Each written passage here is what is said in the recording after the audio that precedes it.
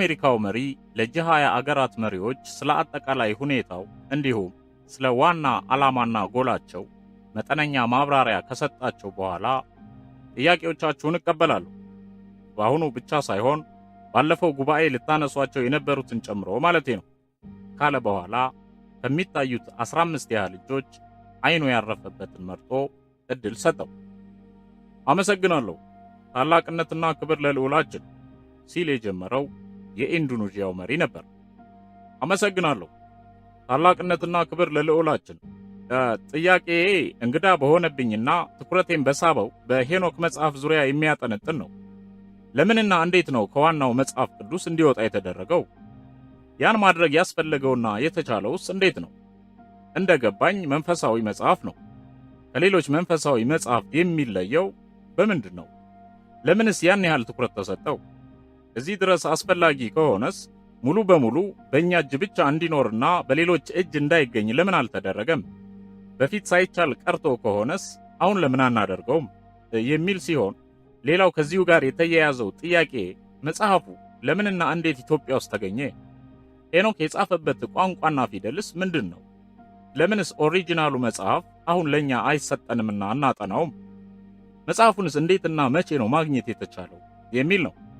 እንደዚሁም ደግሞ መጽሐፈ ሄኖክ የተገኘው እነሱ ጋር ከሆነ ብዙዎቹም ባይሆኑ ጥቂት የአገሪቱ ሊቃውንቶች ለነገሩ መጠነኛም ቢሆን ግንዛቤ ይኖራቸዋል ብዬ ገምታለሁ። እና እያወቁ ለምን ዝም አሉ? ማለቴ ስለዚህ መጽሐፍ ኢትዮጵያውያኑ በትክክል ምንድን ነው የሚሰማቸው? ለመጽሐፉ ያላቸው አመለካከትስ ምን ይመስላል? ሌላ ኦሪጂናል ቅጂ እጃቸው ውስጥ ላለመኖሩስ ምን ማስረጃ አለ? ይህን ለማለት የተገደድኩት የዚች ፕላኔት የመጀመሪያው ጽሑፍ መሆኑ ስለተገለጸልን ነው። አመሰግናለሁ። ዘላለማዊ ድል ለልዑላችን። የቫቲካኑ ጳጳስ ከ20 አገራት መሪዎች ለተነሱ ጥያቄዎች መልስ ወደ መስጠት አመሩ። ኢንዶኔዥያ ሲሉ ጀመሩ።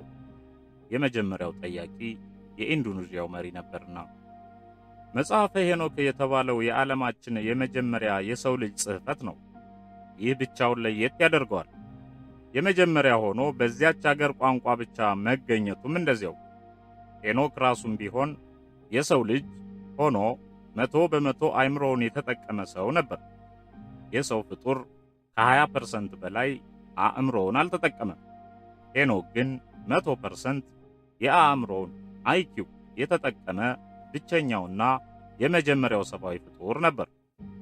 ከሁሉም በላይ ግን ልዑላችን ብቻ የሚያውቀውን ነገር ሄኖክ የተባለው ሰው በዝርዝር ማወቁና ቦታው ድረስ ሄዶ መዘገቡ እሱንም በሰው ልጅ ቋንቋ ጽፎ ለዓለም ሕዝብ እንዲዳረስ ስለጣረና ያ ደግሞ መሆን ስለማይገባው ብዙዎቹንም ስለሚያስት ትኩረት ልንሰጠው ተገደናል።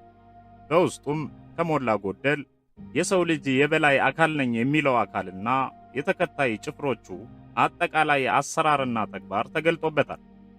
ከፀሐይና ከጨረቃ ጀምሮ እስከ ጭፍሮቹ የሥራ ድርሻ ድረስ ያለውን መንፈሳዊ አሰራርና አወቃቀር ገልጦበታል። ያየውንም ተናግሮበታል። የበላይ አካሉ የእኛን ልዑል በሚመለከት አንዳንድ ሐሰት ነገር ከማካተቱ በስተቀር ብዙ እውነቶች አሉበት። በዚህም ላይ እንደ ሌሎቹ የሃይማኖት መጻሕፍት ተራ የማያደርገው ነገር በውስጡ ይዟል። በአሁኑ ሰዓት በየሰው እጅ የሚገኘው መጽሐፍም ቢሆን እንደ ማንኛውም መጽሐፍ ተራና ምንም ነገር ሊነግር የማይችል ይምሰል እንጂ በውስጡ ግን ብዙ እውነታዎች አሉበት። በዋናውና እኛ እጅ ብቻ ባለው ሙሉ መጽሐፍ ውስጥ ደግሞ ከሌሎች ሃይማኖታዊ ጽሑፎች የሚለይበት ዘርፈ ብዙ ነገር አለው። ከነዚህም ውስጥ ዋናው ለመጀመሪያና ለመጨረሻ ጊዜ ገነት የተባለችው ለሰው ልጅ ታስባ የነበረችው ቦታ የት እንደምትገኝና ትክክለኛ ቦታዋ የት እንደሆነ በግልጽ የሰፈረበት መጽሐፍ መሆኑ ነው። በተጨማሪም ከጥፋት ውሃ የተረፈው የመጀመሪያውና የመጨረሻው ነገድ መስፈሪያው ያደረጋት ምድር የትኛዋ ምድር እንደሆነች በግልጽ ስለሚያሳውቅ ነው። የመጀመሪያው ቋንቋ የቱ እንደነበርም ስለሚጠቁም ነው። ይህም ብቻ አይደለም፣ የሰው ልጅ ከመፈጠሩ በፊት ሌላ ፍጡራን እንደነበሩ በደንብ ስለሚያረጋግጥ ነው።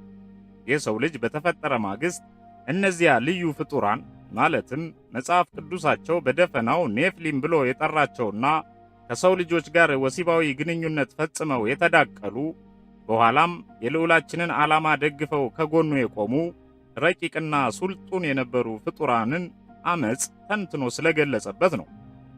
ከፍሬ ነገሮች ውስጥ ጥቂቶቹ እነዚህ ናቸው።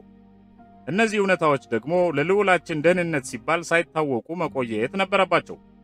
ሳይታወቁ በመቆየታቸውም የሄኖክን መጽሐፍ ብቻ ሳይሆን ራሱን ዋናውን መጽሐፋቸውንም ጥያቄ ውስጥ ሊከቱት ችለዋል። እንዲፈጠር ለምንሻው ውዝግብም ጥሩ ግብዓት ሆነዋል። እርግጥ ነው ሄኖክ ስለ እነርሱ የጻፈውን መጽሐፍ ቅዱሳቸው በአንድ ቃል ጠቅለል አድርጎ ገልጾት ያልፋል። እሱንም ቢሆን ግን ሌላ ትርጉም እንዲይዝና እንዲሰጠውን ያደረግነው። እስቲ አንድ የቤተ ክህነት ሊቅ እንደመሆኔ መጠን መጽሐፉን ገልጬ አንድ ምሳሌ ላሳይና ለማስረዳት ልሞክር በማለት እንደ መሳለቅ ያለ ፈገግታ አሳዩና ረጋ ብለው ተነስተው ስክሪኑን ዳሰስ ዳሰስ አደረጉት። ትልልቅ ፊደሎች ለተሰብሳቢዎች በግልጽ እንዲነበቡ ሆነው መታየት ጀመሩ። ጳጳሱም ጎርደድ ጎርደድ እያሉ በየመሃሉም ስክሪኑን በእጃቸው እየጠቆሙ ማስረዳት ጀመሩ። ኦሪት ዘፍጥረት በሚሉት ምዕራፍ 6 ቁጥር 1ና 2 ላይ እንዲህ ሲል ይጀምራል። እንዲህም ሆነ ሰዎች በምድር ላይ መብዛት በጀመሩ ጊዜ ሴቶች ልጆች ተወለዱላቸው። የእግዚአብሔር ልጆችም የሰውን ሴቶች ልጆች መልካሞች እንደሆኑ አዩ። ከመረጧቸውም ሁሉ ሚስቶችን ለራሳቸው ወሰዱ። ምዕራፍ 6 ቁጥር 4 ላይ ደግሞ እንዲህ ይላል። በእነዚያ ወራት ኔፍሊሞች ምድር ላይ ነበሩ። ደግሞም ከዚያ በኋላ የእግዚአብሔር ልጆች የሰውን ሴቶች ልጆች ባገቡ ጊዜ ልጆችን ወለዱላቸው። ከእነርሱም በድሮ ዘመን ስማቸው የታወቀ ኃያላን ሆኑ ይላል። የእግዚአብሔር ልጆች የሚለው ማንን ነው? ኔፍሌሞችስ እነማን ናቸው ብላችሁ ማንኛውንም የሃይማኖት ሊቃውንት ጠይቁ። የሚሰጧችሁ መልስ አንድ አይነትና ተመሳሳይ መልስ ነው። በእኛ ቤተ ክርስቲያንም ሆነ በሌሎች ተመሳሳይ ቦታዎች ሌላ ትርጓሜ ተሰጥቶት እንዲቀር ነው ያደረግነው። እሱ ምንድን ነው? የእግዚአብሔር ልጆች የሚለው የአቤልን ወገን፣ የሰው ልጆች የሚለው የቃየልን ወገን ነው ብለው ይነግሯቸዋል። ሌላ እውነተኛ መልስ ልታገኙ አትችሉ። ማዘባረቅ ማለት በቀላል ምሳሌ ሲገለጽ ይህንን ይመስላል። ከአዳም በፊት ሌላ ፍጡር ነበረ ብሎ ማሰብ ኃጢአት እንደሆነ ነግረናቸዋል። የያዙት መጽሐፍ ግን በጠራ አገላለጽ እውነቱን እየነገራቸው ነው።